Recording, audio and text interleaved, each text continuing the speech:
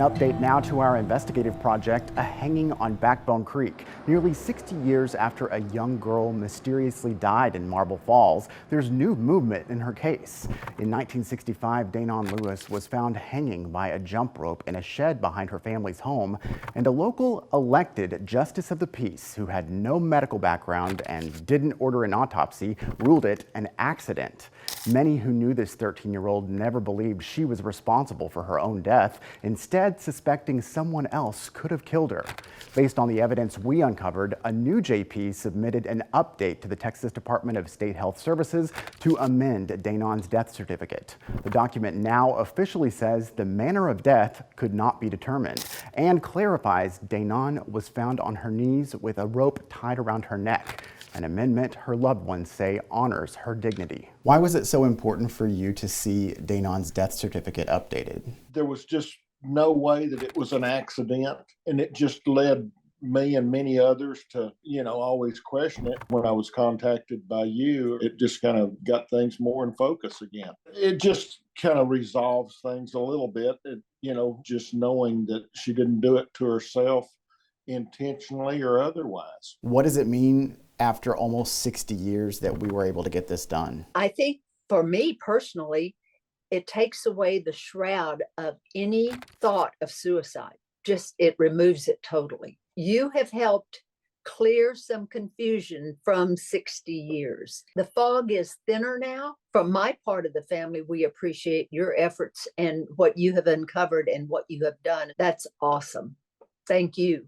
Danon's case helped us expose an antiquated 200-year-old system throughout Texas, where most counties still use JPs to investigate deaths with little training and scant forensic knowledge. That system led us to state lawmakers who, after our reporting, will soon consider new legislation just filed that could mean less reliance on JPs in Texas. They already have several other court-related duties. Instead, there would be more opportunities to utilize medical examiners, doctors schooled specifically in conducting autopsies.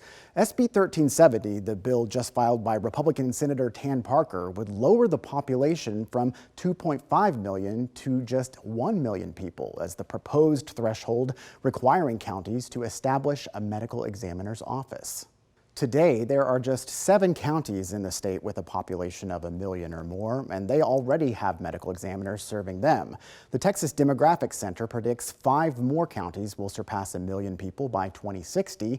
That includes booming Williamson County, where after our reporting about overworked JPs doing death investigations there, officials recently purchased property for a future medical examiner office.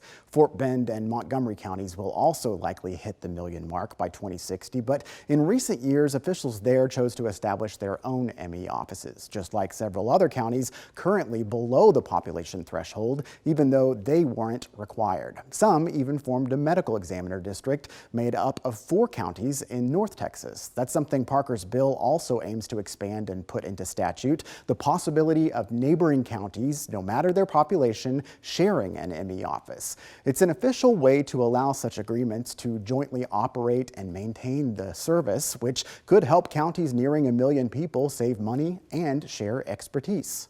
And just make it easier for counties to have partnerships that are collaborative with neighboring counties or other entities to provide those services to the people they're blessed to represent. So it's always a balance between protecting the needs of the taxpayer while at the same time doing the right thing by our people. And it appears this bill could have bipartisan support, as Parker's Democratic colleague, Senator Sarah Eckhart, tells us. Eckhart, a former county judge in Travis County, which has a long-established ME office, said relying on JPs for death investigations throughout most of the state, a system unlike any other in the country, is outdated. Our JPs are really struggling, and we've seen way too many errors relying on individuals who, God love them, they're not equipped to make these calls.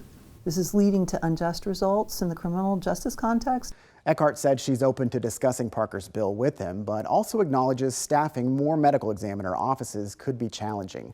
Experts tell us there are fewer than 1,000 doctors with this specialty actively practicing in the U.S. No doubt that will come up if this bill progresses this session, adding another layer to the debate over death, something that will eventually impact every Texan. We'll keep you updated. Until then, check out our complete coverage, docuseries, and podcast online at the station's website. We're #1 in wind, #1 in solar. I'm not sure that's something to brag about. Republicans in the Texas legislature weighing in on solar and wind energy, renewable sources part of the equation powering our grid.